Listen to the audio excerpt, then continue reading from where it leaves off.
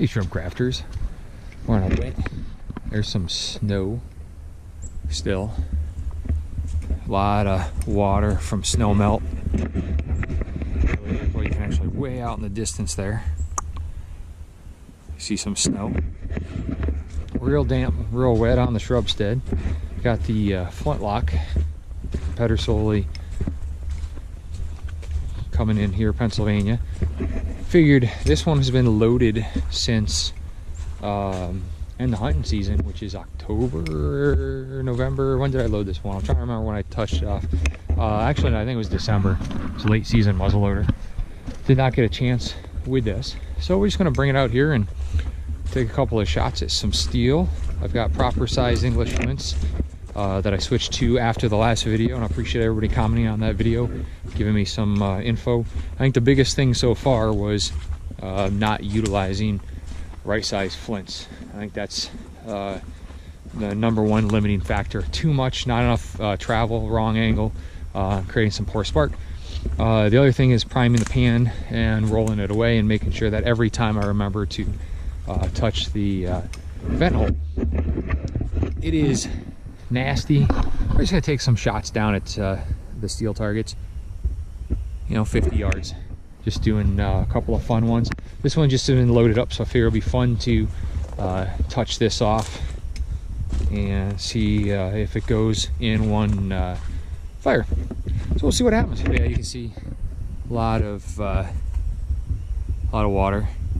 That is the original shrubstead from a gentleman here who was at the turn of the 1900s. He was in the late 1800s. He was in the logging trade. There's some snow as well. And there's actually, right behind those trees, there's the remnants of his probably barn. There's a trapper shack right down that way. Again, remnants of everything. And I found a lot of this doing some metal detecting and so on. But he was here from the turn of the 20th century and died around 1960. He was a hermit on the property, and he owned, I guess, didn't really own anything because he's not deeded on there, but he was a homesteader on this property, surrounding the 300 acres around this area. And when he died, locals from town would come out and drop food off down by the main road, and this is the remnants of it. And one of these days I'd like to go through everything, but we'll see. So in the meantime, let's get going. I'm going to load up. This is loaded with 60 grains of probably Swiss, I think, back then in the fall. Nothing's changed, so I've got 60 grains of Swiss, 490 ball, and it's the Ox Creek patches. This is some old denim or a duck off of some of my Carhartts that I cut up. Since this was technically still loaded, I did not want to risk anything in terms of danger or safety at home. Unlike a percussion cap, I can just pull it off. I could have unscrewed the flint, but hey, what the heck. Yeah, if you take a look here, you can see I've got the right size English flints, and I got these from Flintlocks, etc. online. And if you call him up, he used to do all the gun shows, but if you call him up, he'll actually send you everything. I think he was like $3 a flint. Not too bad. I'm not even going to touch the vent pick. That's intentional. I want to see, as put away back in December, now April, if I prime this, tap it over, close this, will it go bang? That's going to be the question.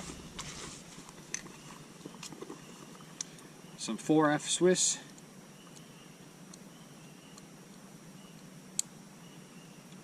Actually, this is GoX.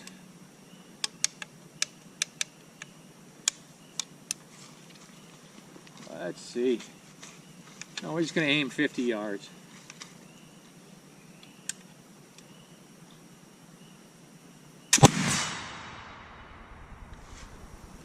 Nice.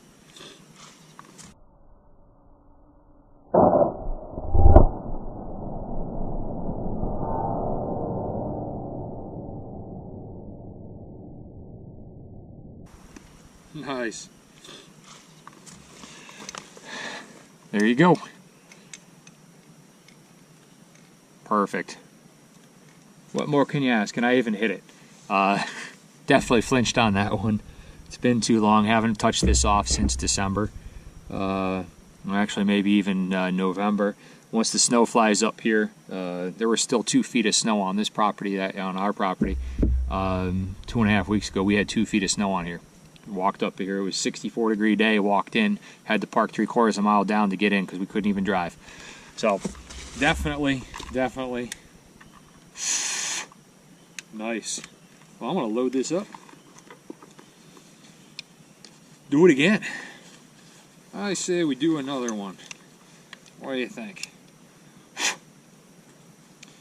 I'm gonna vent pick this time. Assuming I can find it.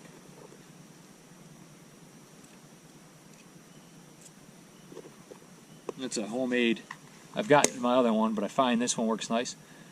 Homemade pick through a plastic nylon handle with a little tape on there. Pretty conventional.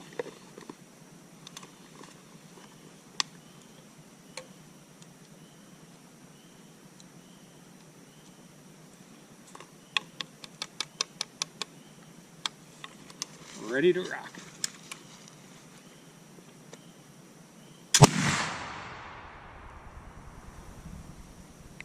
That was on the 8-inch plate.